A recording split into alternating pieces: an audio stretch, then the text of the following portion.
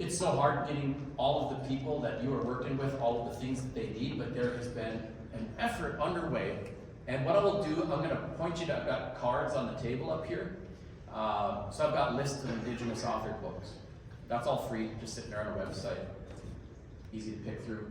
Some of you may be familiar with the Understand Native Minnesota effort that Shakopee funded. They had mini grants for educators, compiled, kind of went through the educational standards. We had a huge sweeping change to educational standards in Minnesota. That includes asking science teachers to speak to Indigenous bodies of knowledge and ways of knowing. And the science teachers are trained in the scientific method. So that's scaring people. And there are many pieces of guidance to that. I'm happy to speak to folks on the side and point you to these things. I'd say that the guide that they have, they combed through the resources and pulled out the Native specific threads. And they're noted by benchmark learning outcome and grade level. It's richest on the ELA side of the standards, but they do have, start with these resources. So it's not comprehensive, but the problem used to be how do I find a needle in a haystack? And now the problem's like which needle in the stack of needles should I actually pay attention to? And so this one points you to some starting places. So it's definitely worth a look, 40-page map of the standards. This one comes through the standards and said, taking a kid from 5 years old to 18, these are the essential understandings we are trying to develop.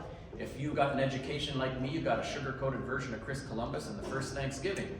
So if we need to play catch-up, here's a way to get a 20,000-foot view of that, and so we can make best use of the standards. I know it can be frustrating trying to hit the moving target that they are, but the new designs and work that's been done can help us be more effective at preparing not just Native kids to know about themselves a little better, but all of our students to know about the diverse world that they'll actually live in.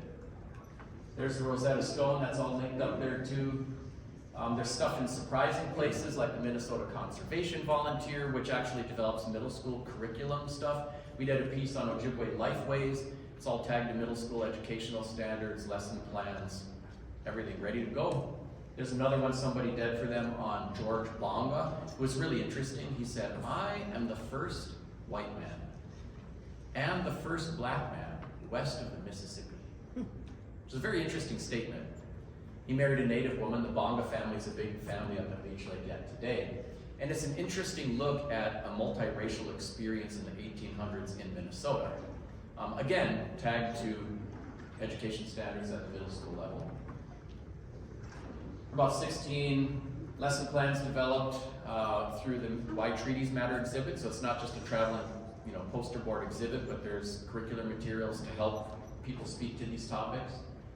We've got lesson plans and so forth developed for some of my books. These are all freely available to you off the website. So Where Wolves Don't Die is a young adult novel and a look at Ojibwe culture kind of wrapped up in both a thriller and a tender coming-of-age story.